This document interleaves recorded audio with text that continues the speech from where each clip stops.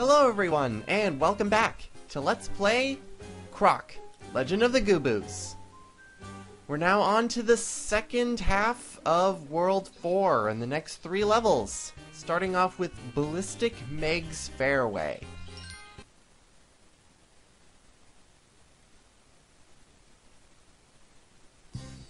So why is it called Ballistic Meg's Fairway? Well, one, there's no golf, so no fairway there. The second is because this is Ballistic Meg. Each of the levels here have their own specific, I won't call them an enemy, I'm gonna call them sort of like a, I guess a nuisance really. More of a guardian, I suppose, if I want to be extremely general. But yeah, this level has Ballistic Meg. I don't even know why it's called Meg. I don't think it's even female, even though it's a track star. It looks weird. I don't think it's supposed to specify gender, but I don't know. But the whole shtick about Meg is that she moves really fast in specific lines. And like that. And if you get in her way, she will just destroy you. Hit the button, Croc. There we go. Hit the button and we flip over platforms in sequence. These platforms, you can remember them for later because they're going to show up.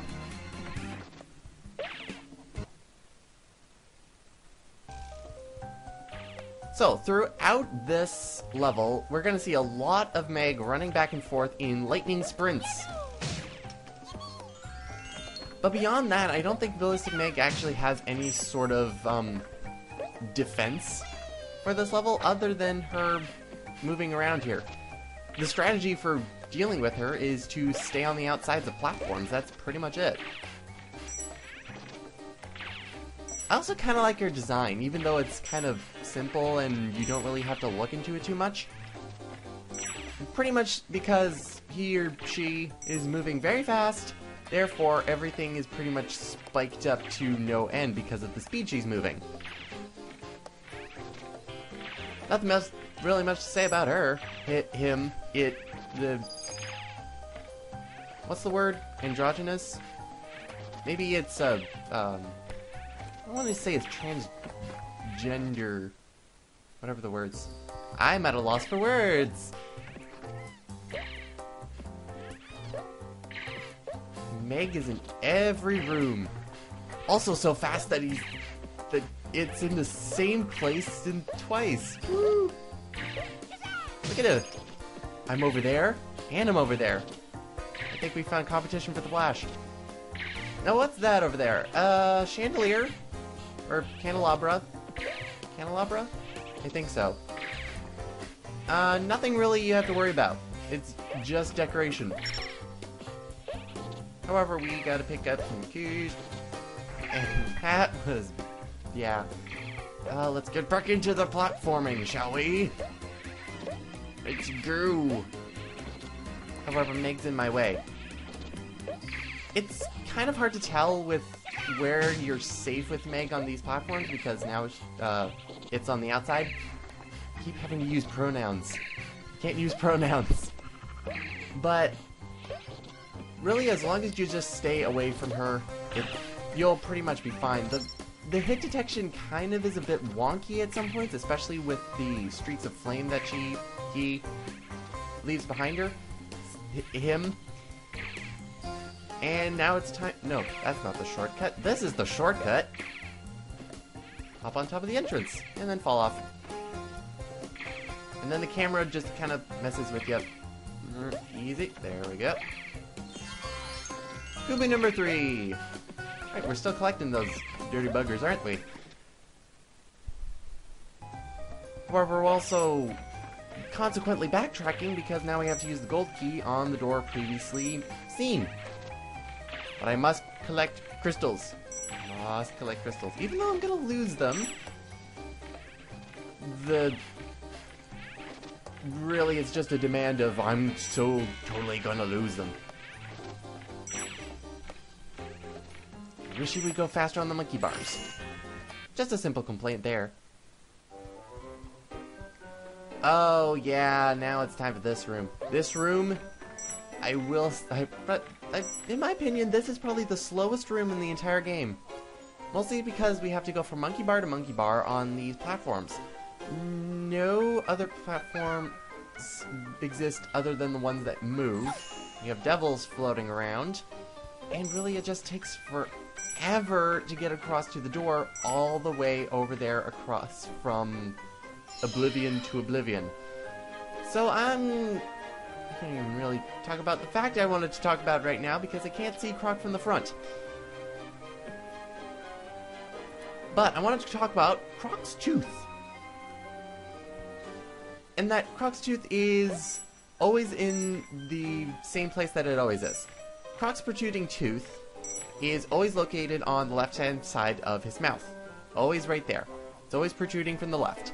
So that kind of left a lot, some argument. Very small argument, because who argues about this game anyways? But some of the artwork or the concept art or what have you would say that the tooth is on the right-hand side in some instances.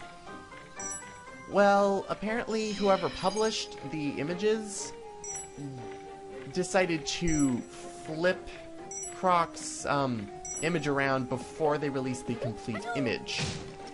So that's why if you ever see Croc with the protruding tooth on the right side of his mouth instead of the left side of his mouth, most likely the image has been flipped before it was published. And that got me right through to this part. Oh, yeah, this is... So, this is kind of a weird thing. I kind of don't like it. Bleg goes back and forth, and in order for you to get across, Meg decides to be nice and do this quick little turnaround. However, the flames kind of don't match the movement that she is doing. I don't know, it's just... These little irks, you know? However, this one kind of is a little bit better because of how Meg works. Easy does it. Except for when the flames decide to go straight off the pit, then I have a little bit of a problem with it. This is bad. Yeah, it's bad. Thought I was gonna lose those crystals. Anyway, bonus time. We have rafts.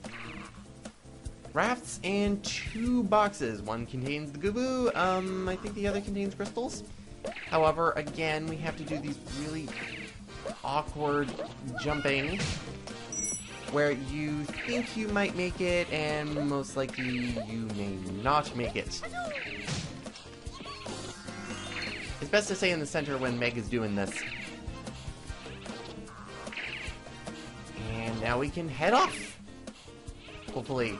And then hopefully I won't die from jumping. Come on, raft. Ah, dang. I forgot about the pattern of this. It's not simple. It's not a simple V. It does like a V and then a W. The bottom, middle, up, middle, down, middle. That kind of thing. But yeah, that was Ballistic Meg. Not much of a threat. But honestly, I think these 3 levels have the only actual enemies besides the Antinis who are actually loyal to Baron Dante, instead of being innocent creatures who were transformed by Dante's magic. Interesting. Anyway, Swipe Swiftly's Wicked Ride.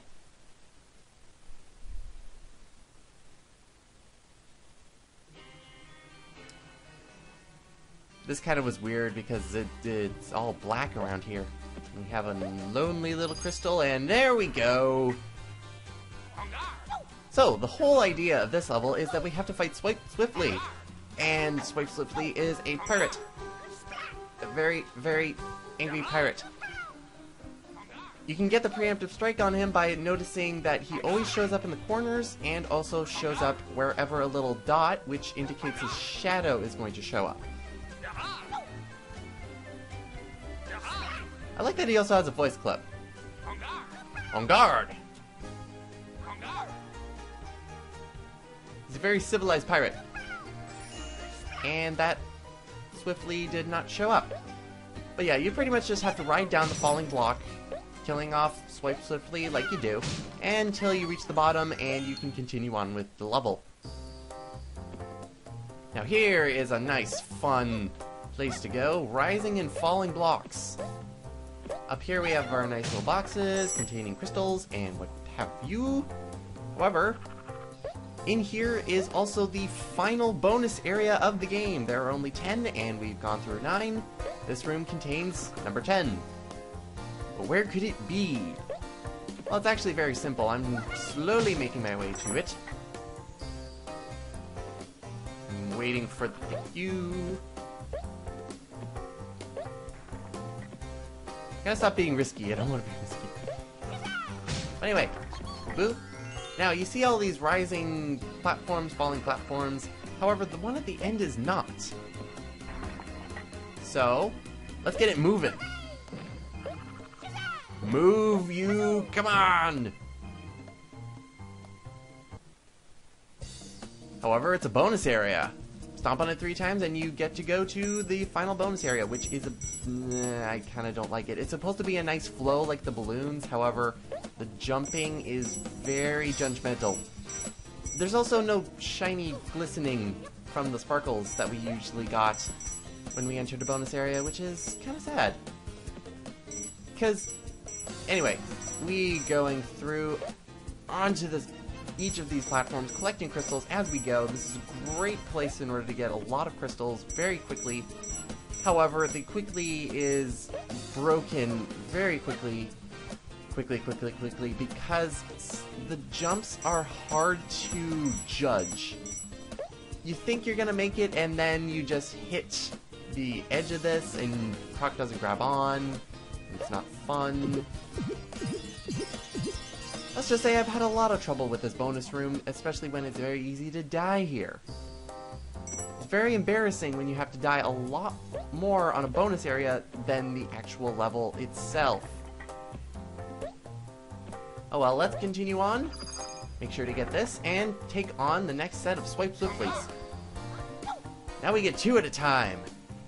However, there's one interesting thing I want to point out about Swipe Swiftly, and that he actually has a mention in the instruction manual when no other enemies do. It's a very brief, and by very brief I only mean about 5 words in the entire instruction manual, but it does explain his origins. Swipe Swiftly is the swordsman from Vermont. Yeah, he's from Vermont. I've never been to Vermont myself. Are there pirates? If there's anybody watching from Vermont, please lie and say there's pirates there. Yeah. Okay, yeah, now if you are very much wanting to get every single crystal in this area, it's gonna take a while because you have to wait for it to come up and avoid devils. Avoid devils! Always avoid devils. And you can just slowly, but surely, get all of the crystals from the top. They're trying to show off how they have this rising and falling platforms, kind of blah blah blah. And I can see where they're coming from, however, it just kind of slows down the gameplay, in my opinion. Go away! However, and also it kind of messes with Croc's jumping when the platforms are going up, because you kind of stick to the platform. Like this, like that. Okay. It's a bit weird. However, I have to say that these levels, compared to the last 3 levels, are not bad. They're just, I guess they're kind of just misunderstood.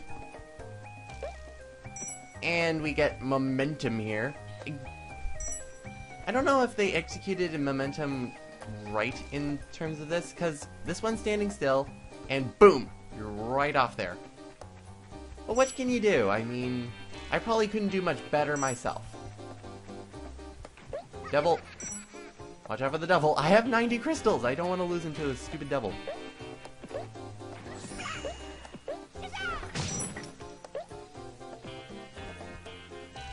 Go, go, go. Collect. Collect. I want to... He better not get me from the front. I have 100 crystals. That means nothing. Yeah, you don't get an instant life for getting 100 crystals. You have to actually hand them in to the gong at the end of the stage in order for any of these crystals to count. Very, very sad times. However, luckily, we're already at the end here. We just have one final bit of area to go with more sliding. They really wanted to milk this for every single time they could. Man. Come on. However, there is a color crystal among them. And also a devil for unknown reasons. And also the 5th Gobbos. So, yeah, we're good. But I want all of them. Even though I don't think that's a good idea and I may die in the bonus room. That's always a possibility. I want you to wager something. Who wanted you to wager? Will I die or will I be able to hand in all these crystals? Oh no, it's this room. Ah, this room is horrible. It's full of these shrinking platforms, and you have to ride them all the way over there.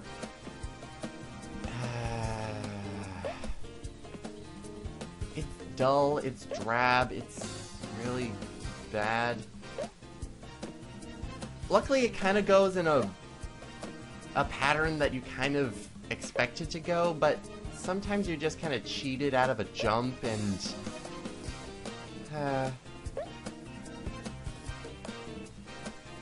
will I make it? Will I? I want to make it. Especially when the platforms get really small and you have no place to really run or jump.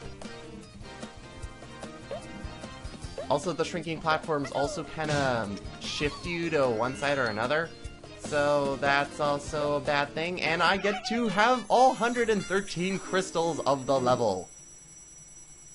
Yeah! Go me! I'm just gonna watch this all come in. Oh yeah. I was 10 off from 2 lives. And now, with that, we head on to Panic at Platform Pete's lair. Platform Pete being the third of the 3 Guardians.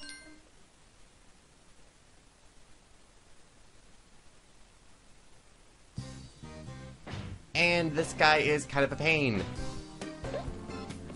It's kind of the antithesis of Swipe Swiftly, because you can't do anything to him. He's just in his platform doing all these kind of things, whacking his hammer all day long, hitting things into wooden pegs. Hitting wooden pegs into holes, I mean. Which forms the challenge of this level. We're back to these platforms, which kind of look like they're ice. And I don't even know if they have the properties of ice. It feels like they do, but I don't think they do. Yeah. Can I get a good look at this guy? Yeah, there we go. So here's Platform Pete. He kind of looks like a blue grimace with a really dopey look on his face, and he doesn't care what you're doing at all. Ah. So that was just the warm-up. Now we get to have fun. And he waits for you. He's like, oh, I'm ready, ooh, I'm ready, oh, but I get to have more. And I have to run up, and he also follows you on the same level as you, which is not fun. I think you can, yeah, you can grab onto the ledges, but in terms of getting up in time before Pete actually hits you, hits his little peg, you're probably gonna be screwed.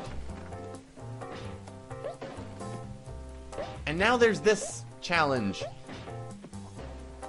Not only do you have to wait for him to smack his hammer, but you also have to mid-air jump while everything is spinning. Ah!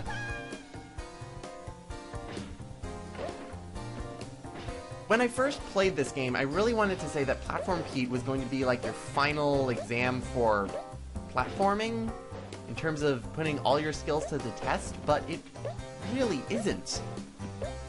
All it is it actually adds new platforming skills to the table, which should not happen. Especially skills that involve this. Now here we get to one of the first of the two next rooms where platforming looks like this. I mean, looks like this. I mean, you have to wait for him to hit his peg in order to continue on, in order to get up and to the next area. This is a bit of a luck deal. And by luck, I mean, sometimes, like, he changes the direction of the platform, where the platforms go. He also flips them, so you kind of have to have some inkling of what is going to happen next, which you're not going to have when you're first playing this game. However, they don't make it hard. As long as you do not hesitate, that is the main thing. As long as you don't hesitate while platforming, you should be good to go. Like, a lot of times here, when it was going up twice, I thought it was going to flip over, so I immediately bolted. Don't do that. Do not hesitate. Is the only thing I can say about any of these platforms. Now, one thing I've neglected to mention throughout this entire world is that the music here is probably my favorite in the game. I did give a lot of praise to World 3, the Desert World, and its music, but that was because it just had a lot of pep to it. It was a lot of fun to listen to. However, in terms of actual enjoyableness, I think I have to say that this music just has a lot of charm to it. Personal charm, I mean. It probably won't be accepted by everybody. In terms of music that is accepted by everybody, I would have to say World 1 would be the best. But yeah, my favorite music is probably in World 4. And that's it for Platform Pete. He can keep doing that all he wants until he dies, but I'm not going to be around to see it. So, one thing that we should have noticed throughout the entire thing is I have no Gobbos. There were no Gobbos in that level. There were only colored crystals. All of the Gobbos are here. In this single place. And this bonus room is kind of a pain because you can't see Platform Pete anywhere. This seems to be like residual earthquakes that Platform Pete makes when he's shooting off things. So you just have to get a sort of rhythm down as to when the hammer's gonna smack and everything is going to spin around. Now, if you're actually pretty good, I'm gonna try this. If you're good, I'm not good enough, you can actually make it to that platform from where the Gobbo is. You can actually make it from one platform where the Gobbo is all the way out there to the one closest. It's a very pixel perfect jump. It's not really worth the risk, and there's a lot more things that are worth the risk than just doing that. Yeah, easy. You always have to be vigilant here. And not smashing the X button. That's also not something you should do. How many do I have? 4? As the camera decides to do whatever it is it does. Honestly, you're not going to make it on one jump. It's usually going to be 2 jumps in order to actually get from on the ground. Oh, I have 6. Awesome, I can leave! Oh, yes, goody! And you don't get any crystals in that level. Then again, there's not a lot of places for crystals to actually be. And with that, after those 3 levels, we're actually going to take on the second secret level. After collecting those 18 Gobbos, we're going to head on to Jailhouse Croc. Before heading on to take on Baron Dante. See you next time, everyone!